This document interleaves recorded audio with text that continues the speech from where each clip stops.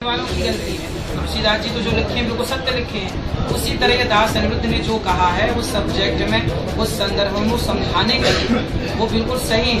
अब उसका ही आप गलत अर्थ कर लें, वो गलत अर्थ करने वाले की गलती है, ना कि मेरी। सुंदरता तो वरदान है, अति सुंदरता अभिशाप। मीडिया के तीखे सवालों में उलझने लगे अनिरुद्धाचार्य महाराज। अपने ही शब्द जाल में फंसते हुए नजर आए अनिरुद्धाचार्य महाराज। चलिए आपको बताते हैं पूरी कहानी क्या है। अनिरुद्ध महाराज द्वारा व्यास गद्दी पर बैठकर दिया गया बयान चर्चाओं में है। अनिरुद्धाचार्य महाराज का काफी विरोध हो रहा है। जब मीडिया ने अनिरुद्धाचार्य जी से बात की तो वो अपने ही शब्दों के जाल में फंसते नजर आए। देखिए पूरी वीडियो। अति सुंदरता तो वरदान है, अति सुंदरता अभिशाप। बताइए इंद्र का मन क्यों बिगड़ा था अहिल्या माँ को? मैं ये पूछ रहा हूँ, शारीरिक सुंदरता का महत्व है या वैचारिक सुंदरता का?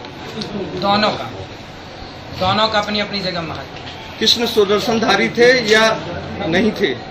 हैं सुदर्शन, तो वो बिल्कुल सुदर्शनधारी थे भगवान। सुदर्शन मतलब सुंदर दर्शन का अर्थ है कि वो सुंदर थे। हाँ, अति थे, वो भी अतिरेक थे। उनका ही नाम मनमोहन है, जो मन को मोह ले, जिनकी सुंदरता वह मनमोहन है। तो पुरुष की सुंदरता स्त्री की सुंदरता क्या अंतर है? पुरुष की सुंदरता का वर्णन नहीं किया गया बहुत ज्यादा, पर स्त्री की सुंदरता का वर्णन ज्यादा किया गया।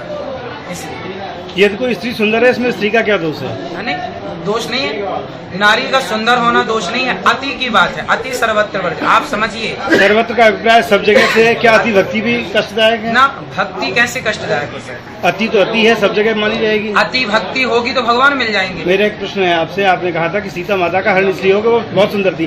रावण से पहले उन्होंने माता सीता की सुंदरता किसी ने नहीं अच्छा, ये देखी थी? बताइए अहिल्या पर। मेरा जो प्रश्न है अगर उसे बताएं, माता सीता को रावण से पहले किसी ने नहीं देखा था? क्या किसी और के मन में विचार आया अपहरण का?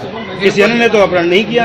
तो रावण जैसे विचार वाले उस समय सब नहीं थे ना। रावण जैसे विचार वाला तो केवल रावण ही था। वैचारिक बात आ गई ना, सुंदरता और असुंदर वैचारिक। आप समझिएगा कि माता अहिल्या का, आपने भी बताया माता रावण जैसे, अहिल्या का आपने अभी जो बताया इंद्र ने रावण जैसे वर्णन विचार, किया। आपने अभी बताया रावण जैसे विचार वाले। तो यहाँ सुंदरता पर विचार प्रभावी हैं। तो यहाँ सुंदरता ज्यादा कष्टदायक है या विचारों का दूषित होना है? हर बात को तर्क से नहीं समझा जा सकता, शास्त्रों से समझने की यदि आप कोशिश करेंगे तो मैं समझा सकता हूँ। आपने बताया है पहले, इससे पहले कुछ वीडियो वायरल हुए हैं, आपने बताया है कि ये शास्त्रों में लिखा गया है। अति सर्वोत्कृष्ट के शास्त्र में लिखा गया है। तो 6 शास्त्र सनातन धर्म में आते हैं। चाणक्य नीति को आप मानते हैं कि शास्त्रों में नहीं आती वो। नहीं, तो आखिर नीतियाँ तो हैं। आपने कहा है शास्त्रों में लिखा गया है, तो शास्त्रों में ये नहीं आता। चाणक्य नीति एक व्यक्ति विशेष द्वारा बनाई गई है। जैसे आप किसी ग्रंथ चलिए मैं शास्त्रों का बता दूं। रामायण में जब माता सीता को देखा सूर्पनखा ने, तो वहाँ सूर्पनखा ने जाकर के रावण से सीता माँ की सुंदरता का ही वर्णन किया है।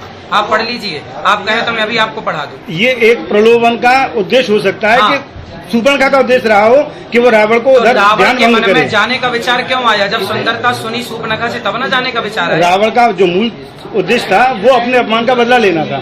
जैसा कि रामचंद्रमानस में तुलसीदास जी ने लिखा है, वाल्मीकि रामायण से स्पष्ट महर्षि वाल्मीकि ने लिखा है।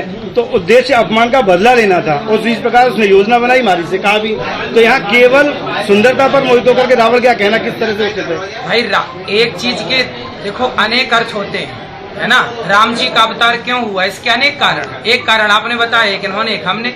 ऐसे ही माता सीता के हरण के अनेक कारण हैं। तो आपने केवल सुंदरता को ही मूल कारण अब आप बताया। पूरा सुनेंगे तब ना। अब 30 सेकंड आप में बताइए, क्या, आप पूरा बताइए। 30 सेकंड में क्या क्या सुन पाएंगे? आप पूरा बताइए, हम पूरा शूट करने के हाँ, लिए। मैं पूरा बता रहा हूँ। रावण का उद्देश्य था, रावण के अंदर जो था, रावण पहली बात तो अपना कल्याण चाहता था कि यदि मैं सीता माँ को चुराऊंगा तो राम जी आएंगे, मैं भक्ति करूंगा तो मेरा उद्धार होगा।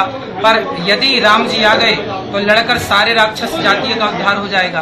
तो रावण का मूल उद्देश्य तो ये था कि हम सबको तरना है।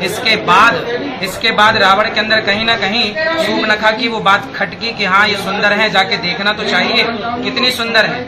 6 साल पहले इस बात को किसी ने कहा है, मैंने अभी थोड़ी देर पहले वीडियो दिखाया, शायद आपको मैं दिखा दूंगा भी।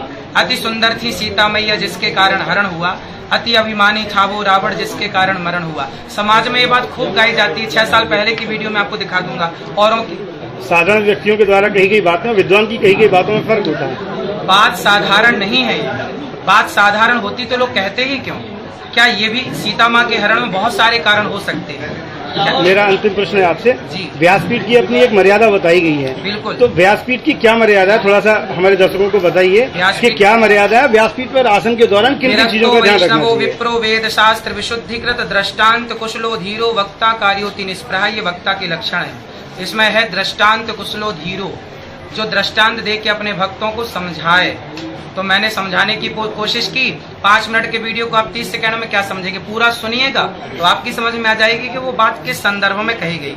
यहाँ लिखा है दृष्टांत कुशलो, दृष्टांत देकर अपनी बात जो वक्ता समझाए वही श्रेष्ठ वक्ता है। तो मैंने समझाने का प्रयास तो किया, पर आप 30 सेकंड में क्या समझ पाएंगे बताइए। इसके अलावा और आगे?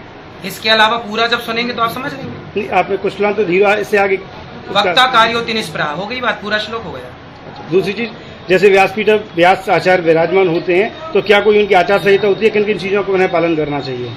भाई जिस प्रकार लोगों की भक्ति ज्ञान विरागाप्तो विवेको वर्धते महान, जिस प्रकार लोगों की भक्ति बढ़े, ज्ञान बढ़े और वैराग्य बढ़े, तीनों का समन्वय हो तो भागवत जी हैं। भागवत जी में तीनों का है, भक्ति ज्ञान वैराग्य। जो वक्ता तीनों को आपके हृदय तक पहुंचा पाए वही श्रेष्ठ वक्ता है।